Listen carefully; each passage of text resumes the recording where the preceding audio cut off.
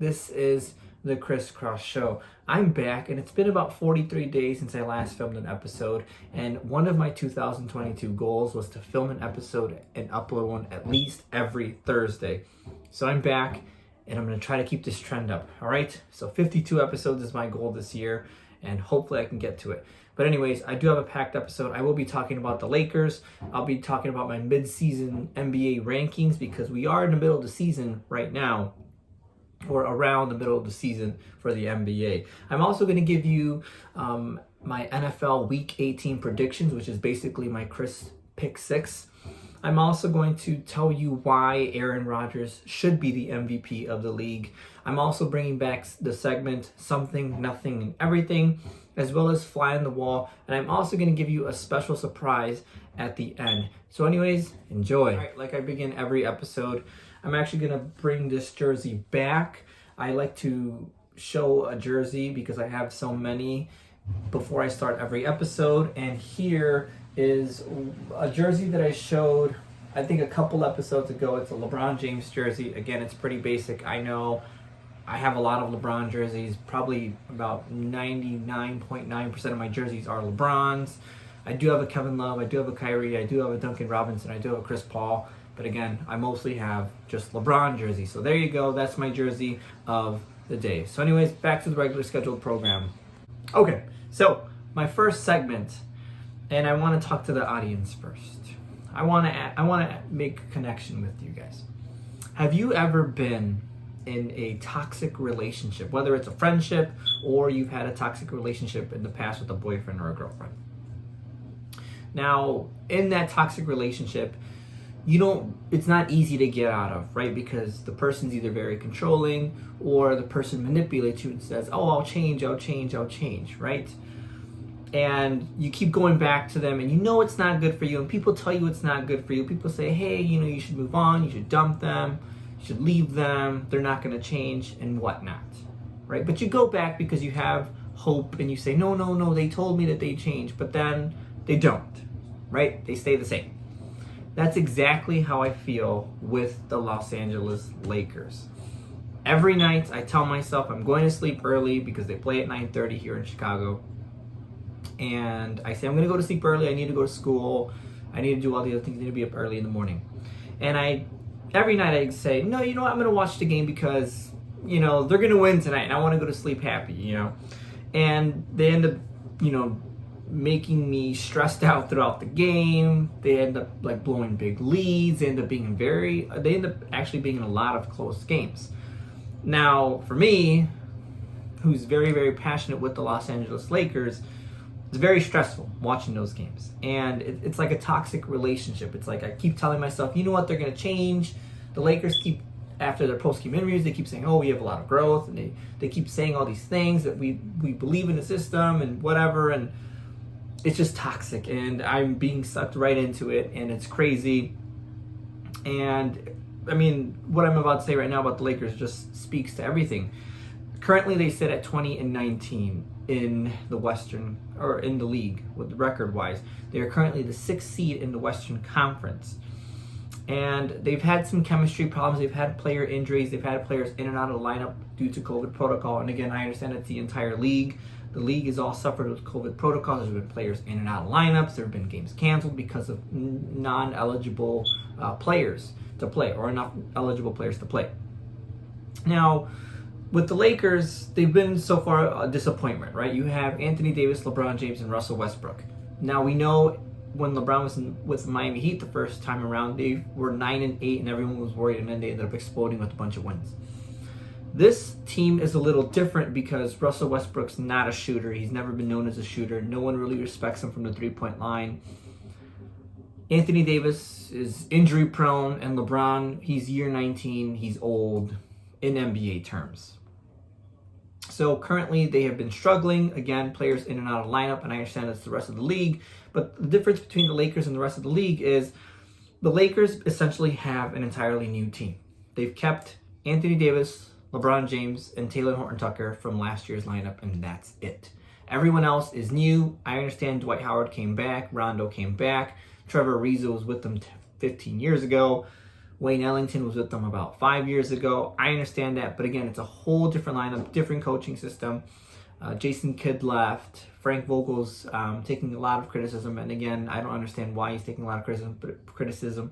But again, they have essentially the same coaching staff minus one, an entirely new lineup, players in and out, chemistry issues.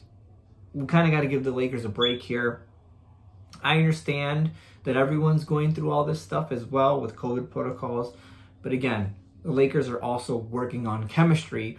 And we all know Russell Westbrook's last two stops, which were Houston and Washington, the team kind of had a rocky start. Washington had a really rocky start. I know Washington at some point was like 14-22, and then they ended up making the playoffs. Houston started off a little slow, but then ended up exploding to like the 4th or the 5th seed.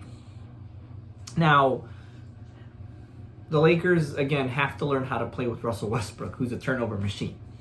And they are the oldest roster in the league. They signed a bunch of old players. Again, they have some young players like Malik Monk and Kendrick Nunn, who has yet to play a game. And so they have some young legs that have been in and out of the lineup. They have Taylor Horton-Tucker, who's young. They have Austin Reeves, who's been a gem for them. But again, they've just been dealing with a lot of issues. Their closing lineup is a bunch of old guys: LeBron, Carmelo, Trevor Ariza, Avery Bradley, a bunch of older guys. By the fourth quarter, they're usually tired and, just out of gas, and that's why they blow leads, and that's why they lead the league in double-digit leads blown in a loss. So when they got into these big leads, but they can't manage it because these younger teams are just running around them and running laps around them towards the fourth quarter, and they just run out of gas. Now, again, that all has to do with the old roster, chemistry issues, and all that other stuff. Now, with that being said, I will say there are some positives for the Lakers. Austin Reeves has been a gem. I read a stat, when he does play, the Lakers are 15-5. So he needs to play, and I know he missed about a week due to being out with COVID protocols, and the Lakers were 1-5 in those games.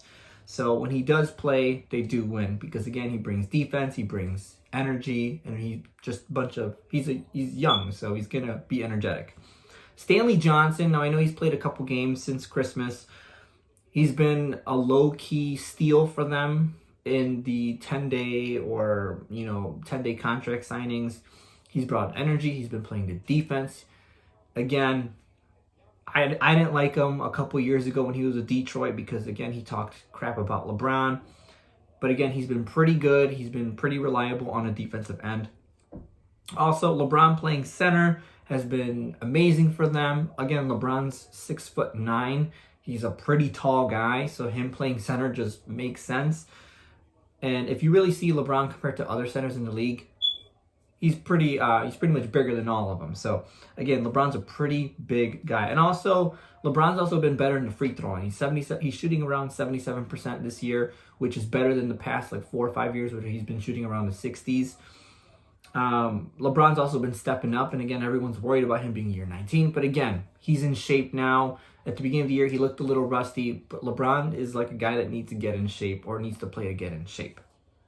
And also, some other positives, Malik Monk has been an absolute gem. When they signed him, I really liked Malik Monk, what he said in his preseason interview. He said that I don't care where they put me, I'm just going to hoop and I'm going to do whatever they want me to do. And that's exactly what he's been doing, and he's been keeping his word, and he's been hooping, and he's been playing amazing. So again, the Lakers do have some positives. They do have to survive Russell Westbrook and his turnovers.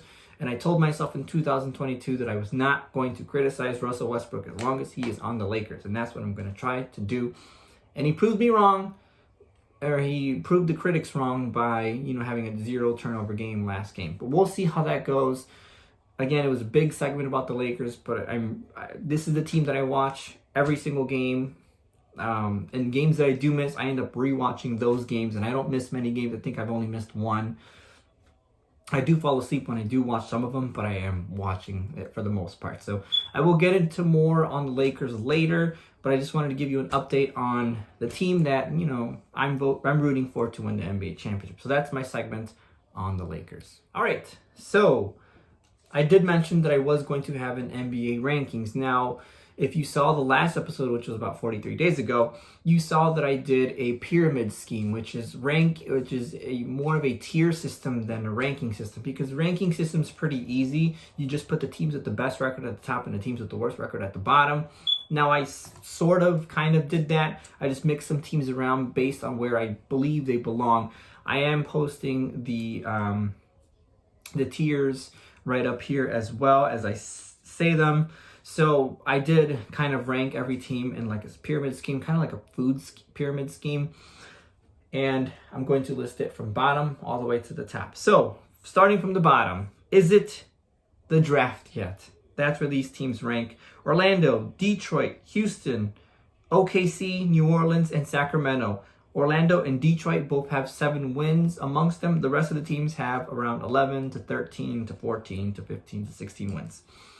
Now, these teams, I think, are basically playing for the draft at this point. I know Sacramento is at 16 and 23, but Sacramento is really going to do nothing. They play no defense. They've got a lot of young talent, but as we know, Alvin Gentry never has his team playing defense. And he's more of a fast-paced guy with no real defense. And again, since they fired Luke Walton, I do believe their defense has suffered. Again, Luke Walton, as much as everyone hates him, he's a pretty good defensive coach, or he likes to run with his team. He likes to make them run and go up and down the court, but he does focus in on defense as well. New Orleans, who knows what's going on with Zion? They haven't really been doing much. Brandon Ingram's been in and out of the lineup. I don't know really what's really going on there. As we know, OKC, Houston, Detroit, and Orlando, they are basically playing for the draft. And those are the real teams that are playing for the draft. I do feel in a couple weeks, New Orleans and Sacramento are just going to say, you know what? We're just playing for the draft at this point. So that's why they are at the bottom. All right, a little bit above them, or teams just above them, we have the tier called Time for a Restart. Now, these are teams that I believe are just trying to oversell their team, and they just really need to cut it and say, hey, we're just trading, we're going for the draft now.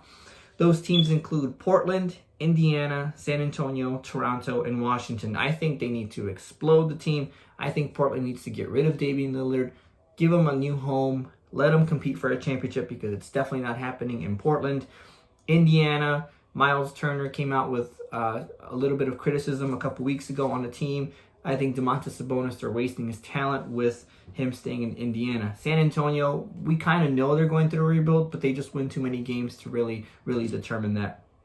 Toronto, Pascal Siakam and Fred VanVleet are really nice players, but they're not going to carry you to a championship, and they're not going to do much. So I think if you build around them and you just pick up draft picks, you'll be fine. Same as Washington. I think they can keep Kyle Kuzma, Caldwell Pope, and Spencer Dinwiddie, and just give away Bradley Beal, get some draft picks from him, and just build from there around those guys. So those teams are in the Time for a Restart. All right, the tiers just above them. Now, this is a big cluster of teams. This is the group. They're not good. They're not great. You don't really know what they're doing. So the teams include the Lakers, the Clippers, the Denver Nuggets, the Dallas Mavericks, the Atlanta Hawks, the Boston Celtics, the Philadelphia 76ers, the Timberwolves, and the Knicks. These teams are all teams that everyone said they're going to be really great this year. They're going to do amazing things, and they've just been kind of this year. We know Boston is a couple games below 500. Philadelphia is like 21-16, but they're just kind of They just started winning some games recently. Dallas, Denver, Clippers, and Lakers have been somewhat of a disappointment for a lot of people. The Clippers, we knew they weren't going to be as good without Kawhi Leonard. The Timberwolves, Karl Anthony Towns has been talking a lot, but again, he's just an type of player. The Knicks, everyone said that they were going to go to the Eastern Conference Finals this year, but they've been kind of this year. So that's why those teams are in the middle of the pyramid, and also the kind of the They're either going to fall down or they're going to go up from here. All right, the tier right above the group is the potentially dangerous teams. So these are the real playoff contending teams right here. This is where it starts to get like real playoff contenders. So these are the potentially dangerous. Utah, Brooklyn, Memphis, Cleveland, and the Hornets. Utah, again, is a third seed, has been playing really, really well. They've recently started getting hit with COVID protocols. So they are going to suffer a little bit in the next couple of weeks, but they are potentially dangerous when healthy. Brooklyn, again, we know Kevin Durant and James Harden within themselves can take the Brooklyn Nets to the Eastern Conference Finals. So they are potentially dangerous. Memphis, Ja Morant has been playing amazing. When they get Dylan Brooks officially back more consistently in the rotation, I think they'll be potentially dangerous. Cleveland has been playing amazing. We all thought Cleveland was going to be a dumpster fire again. We all thought they were going to be bad after they lost Colin Sexton, but they've been playing really, really good, and they are my potentially dangerous team, one of my potentially dangerous teams. Again, the Hornets, when they play good teams, they play good. When they play bad teams, they're kind of all right. I do believe that the Hornets, they will catch on fire in the next couple of games, and they will start to look like the actual potentially dangerous team that I'm setting them out to be. All right. Just above the potentially dangerous are the real threats. So these are teams that I think that are real threats to the teams above them. It's only two teams. It's the Chicago Bulls and the Miami Heat. The Chicago Bulls have the best record in the Eastern Conference right now at 25-10. They are playing amazing. They have been hit by COVID pretty hard and by injuries pretty hard, but they've still been winning games.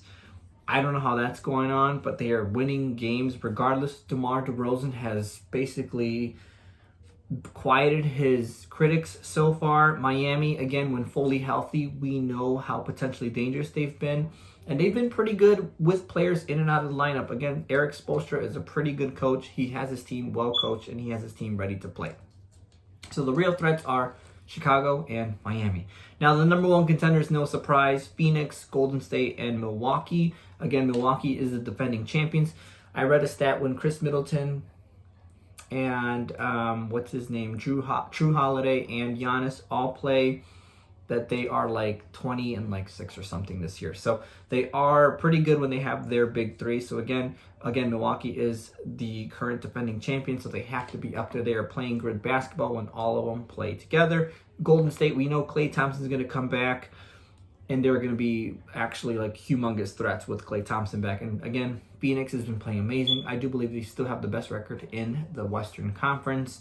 So again, those are my tiers. Let me know what you think about the tiers. I think these are really good tiers. I think it really shows where the teams really stand. Again, they're all kind of clustered. There's a lot of teams that are just kind of like the same. So again, that's what the tiers are meant for. I don't like to do rankings because if I did rankings, it's just easy to kind of go from the best record to the worst record. So those are my rankings. Let me know what you think in the comment section below. Okay, so my NFL Week 18 predictions are actually going to be my segment that I did last time, which is the Chris Pick 6. And I've only done this segment about one other time, the Chris Pick 6, and I'm bringing it back for Week 18. So the Pick 6 is I pick 6 games that I'm going to be paying close attention to, and I'm going to be giving you the plus minus on them and which ones to go for and why. So first, the Cowboys and the Eagles. Right now, it is a plus minus 4.5. Obviously, the Cowboys are favored, minus 4.5. And I'm actually going to take the Cowboys minus 4.5. Here's why. The Dallas Cowboys beat the Eagles last time they faced 41-21. The Cowboys have a long shot at clinching the number 2 seed. Again, they have to have the Buccaneers and the Rams lose this game. And I do think that the Cowboys will destroy the Eagles. Not really destroy them, but probably win by a touchdown against the Eagles. So that's why I'm going to go with the Cowboys minus 4.5. Again, still potential to get the number 2 seed. And also, the last time they played, they destroyed the Eagles. So I'm expecting the same thing. I understand the game's in Philadelphia, but I think Dallas is going to be playing for some momentum in heading into the playoffs. So I'm going to go with the Dallas Cowboys minus 4.5. The second game is the Bears and the Vikings. Right now, it is a plus minus 5.5. I'm actually going to go with the Bears plus 5.5. I'm actually going to go with Minnesota winning the game. A very close game. I do believe it's going to be a field goal to win it game. Kirk Cousins is supposed to come back. I don't know who the Bears are starting at their quarterback. I feel like no one ever knows until like game day. If Andy Dalton does play, I am going to give the Bears plus 5.5, and I'll feel comfortable with that, but I will give the Vikings winning. Again, both teams aren't really playing for playoffs at all. Minnesota's out already with the 7-9 record. and the Bears have, I think like 5 wins. So both teams are playing for pride. And if Justin Fields does play, I will give the Bears the edge in the victory here. So that's why I'm going with the Bears 5.5 over here. And also last time they played, the Vikings won 17-9. So again, it was a pretty close game. I think it's going to be a pretty close game for two teams that are just going for their moral victory. All right, up next is the Titans and the Texans. Right now, the line is at -10, or -10 plus 10. I'm going to go with the Texans in the -10. I know the Houston Texans beat them last time, 22-13, but the Titans are playing for the number 1 seed, and I think they're going to try to make a statement with the Texans, so that's why I give them -10. And also, again, as I mentioned, the number 1 seed is on the line, so they're going to try to win this game. All right, number 4, the Patriots and the Dolphins. I'm going to go with the Patriots -6 here. The Dolphins did beat the Patriots week 1, and again, it was a 17-16 game. I think it was won by a field goal. And again, the Patriots have a long shot right now at winning the AFC East. So I think they're going to try to beat the Dolphins. Again, I understand the Dolphins had a 7-game win streak, but they did lose last week. So again, I don't think Tua's that great of a quarterback. I think he is, he's kind of reached his ceiling here. And I think that the Patriots are going to try to take advantage and try to get that AFC East title and try to get that home playoff game. So again, I'm going to go with the Patriots -6. All right, my 5th game, the Jets and the Bills. Now, the line is at 16.5. The Bills are favored -16.5. The Bills did beat the Jets 45-17 last time they played. The Jets, though, have been playing more competitive recently. They were up against Tom Brady and the Bucs 24-10 at one point. So the Jets have been playing relatively more competitive. I think it's going to be still about a 2-touchdown game. So I do give the Jets +16.5. I do believe the Bills are going to win around 7-14 points. I think it's going to be close again. The Jets are probably going to be playing for pride here. The Bills are going to try to win the game, but I do think they are going to struggle because it's going to be a lot of pressure to try to get this win, and I think the Jets aren't going to make it easy. And again, if they're playing in Buffalo, it's going to be cold, it's going to be windy, so it's going to be a low-scoring game, and I don't think that it's going to go more than 16.5 at least, the difference between the score. So I will give the Jets +16.5.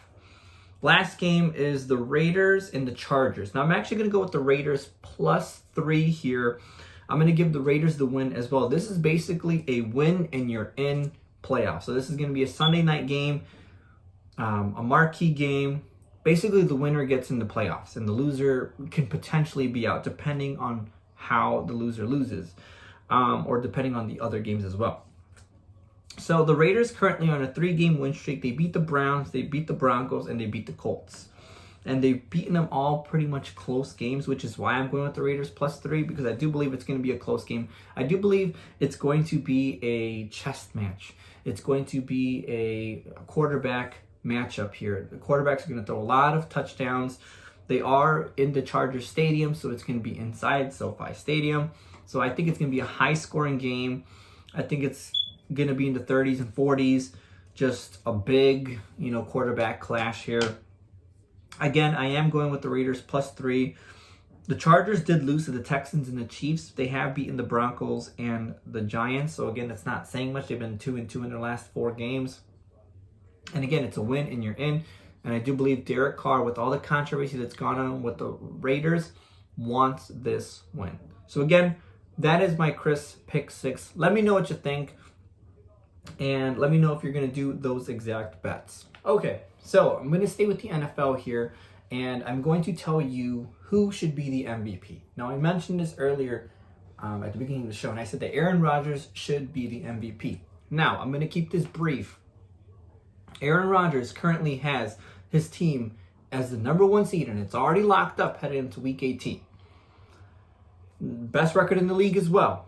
He has 35 touchdowns to 4 interceptions. That is the best in the league. Again, no other quarterback or the other MVP considerations like Tom Brady, Joe Burrow, Matt Stafford all have 10 plus interceptions. And again, Aaron Rodgers has 4. So that's less than half of all those other quarterbacks.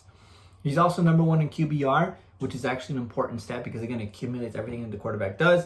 He's also the number 1 rated quarterback.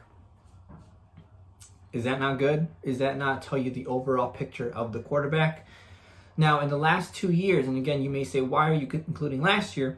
In the last 2 years, Aaron Rodgers, his team's record is 26-6 with him. So again, he has the same record as last year when he won MVP. He's the number 1 seed just like he was last year when he won MVP. So why not vote for him again? Again, he's been consistently good these past 2 years, back-to-back number 1 seeds. The NFC playoffs run through Green Bay. Again, Aaron Rodgers has been playing phenomenal.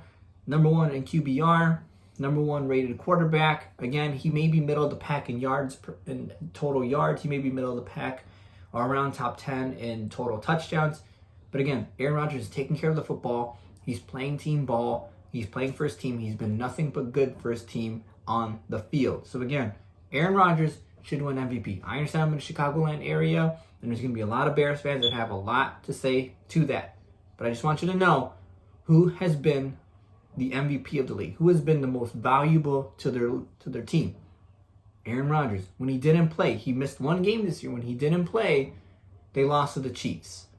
And that could have been a game where if he played, they would have easily won that game. So again, Aaron Rodgers, MVP, should realistically be 14-2 this year if he played that game against the Chiefs. I do believe they would have won because, again, it was a pretty much close game with Jordan Love. So if Aaron Rodgers would have played, they definitely would have won that game. So again, that would have made this case a little bit stronger. And again, it still makes the case pretty strong with him missing that game and them losing it. Because again, it shows that they needed him. They needed their leader. So again, Aaron Rodgers, if I had a vote, I'll never get a vote. But if I had a vote, I would vote for Aaron Rodgers for those reasons that I just listed. Let me know what you think.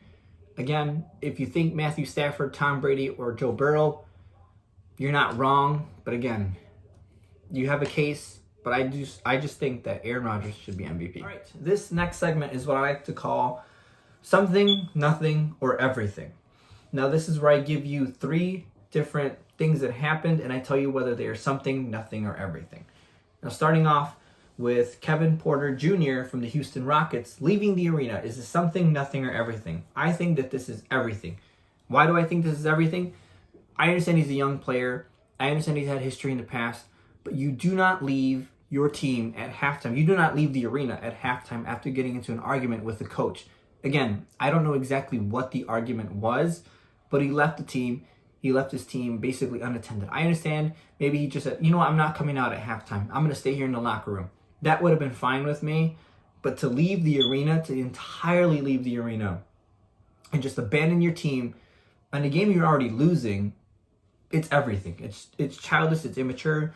And I think that Houston giving him a 1-game suspension really is just a slap in the arm and is going to encourage this behavior to continue to happen. So in my opinion, this is everything for the Houston Rockets and Kevin Porter Jr.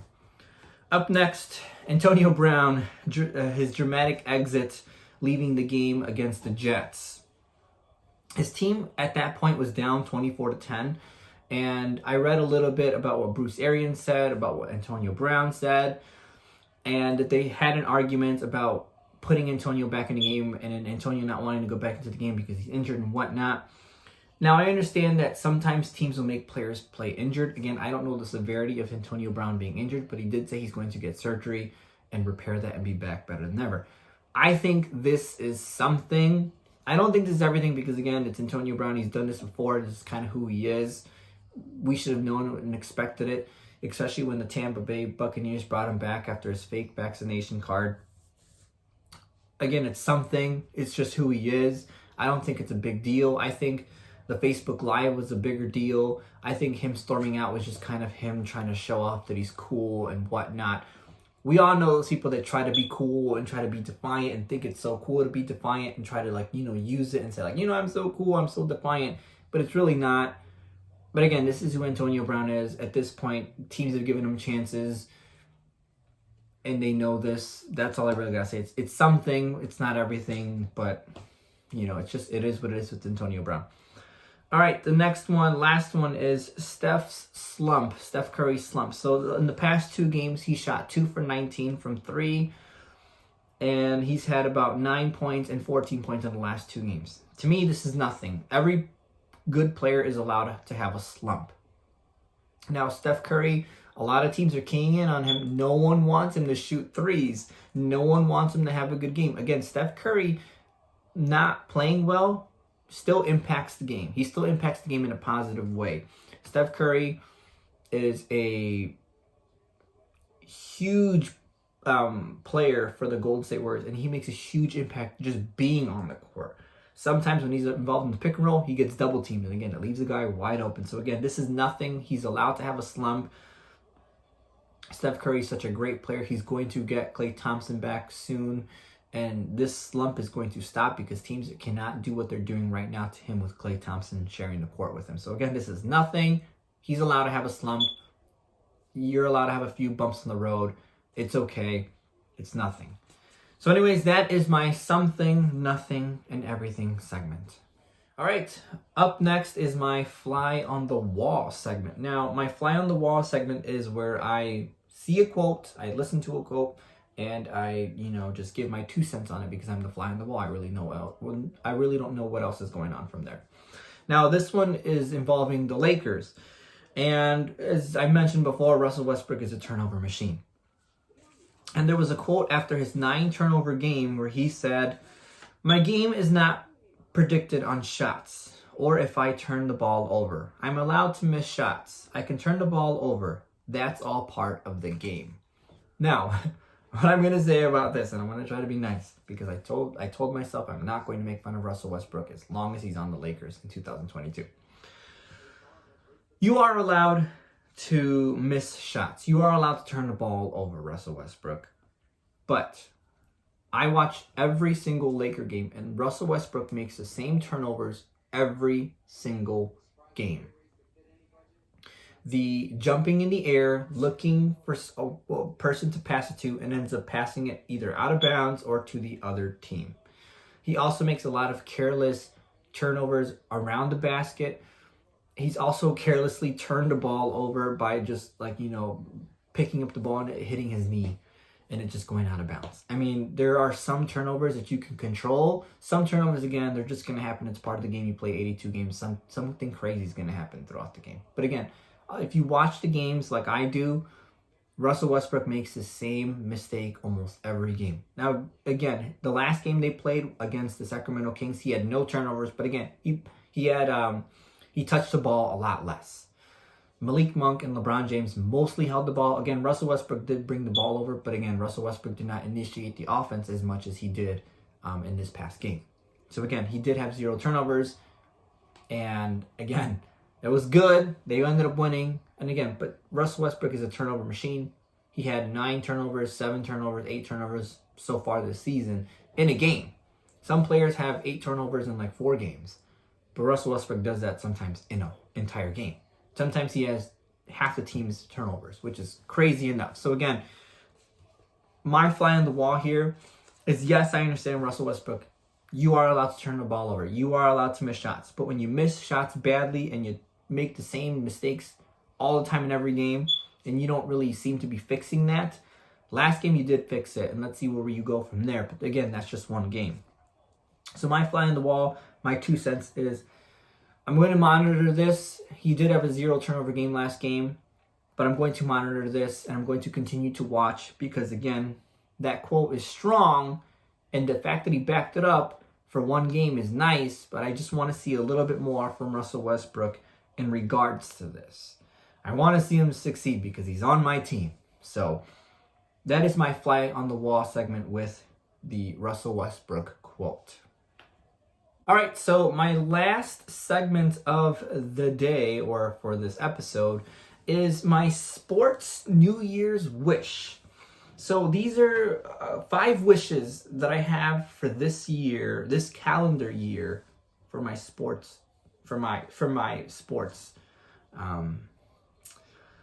Number 1, a Lakers-Nets finals. How awesome would it be to see LeBron versus Kyrie, Kevin versus Russ, and AD redeeming himself, James Harden redeeming himself, and all these guys in the finals, all those 6 superstars in the finals, clashing it out.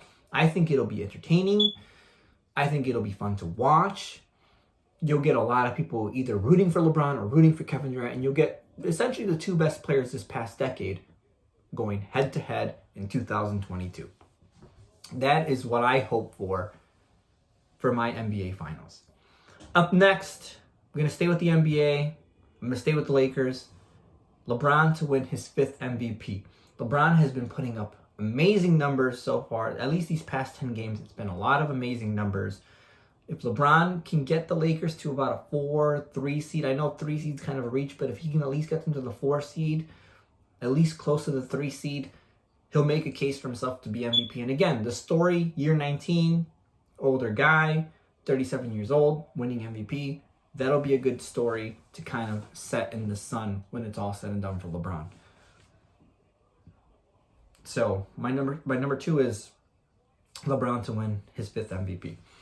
Number 3, a Packers-Titans Super Bowl. Now, you may say, Titans? Why do you want the Titans? Now, I really like Mike Vrabel. I think he's a good coach. I think he's been doing amazing things in Tennessee.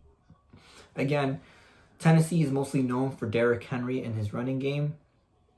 But I think the way the Titans have been playing, the way they've been playing recently in the playoffs, they went to the AFC Championship game a couple of years ago. They've been playing pretty good football. They've been above 500 the past 4 or 5 years. They survived the Marcus Mariota years. They've been playing good. And again, just to have them versus the Packers would be a good storyline because, again, the Packers, as we all know, Aaron Rodgers, is he staying? Is he leaving? I do believe this Super Bowl matchup would be fun. It'd be actually entertaining.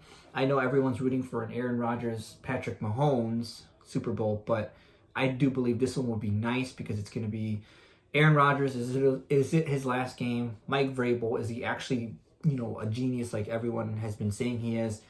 I think it'll be a good storyline for the NFL to have the Titans and the Packers. All right, number 4, Ben Simmons back on the court. I just want to see Ben Simmons on the court. I don't care where he goes, just as long as he's back on the football field. That will mean a lot to me. I really like Ben Simmons. He's my second favorite player. I just want to see him on the court.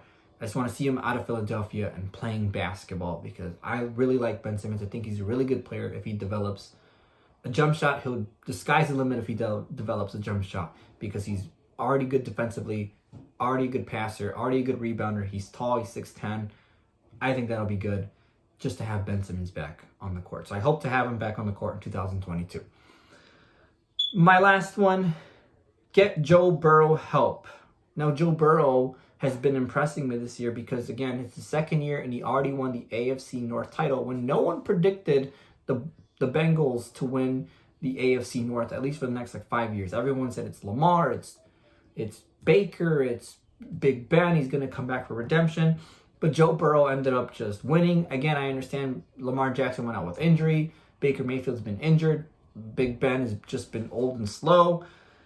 But again, get Joe Burrow help. If they work on their offensive line, if they work on their defense, literally the sky's the limit for the Bengals. But again, I'm hoping that the Bengals, with their cheap owner and their cheap GM, will get Joe Burrow some help. Again, Joe Burrow's been sacked a lot of times and he's won 10 games. So, I'm really hoping for the Bengals to get Joe Burrow some help. And that's one of my wishes for this. So anyways, that is my sports New Year's wish for 2022. Let me know what you think.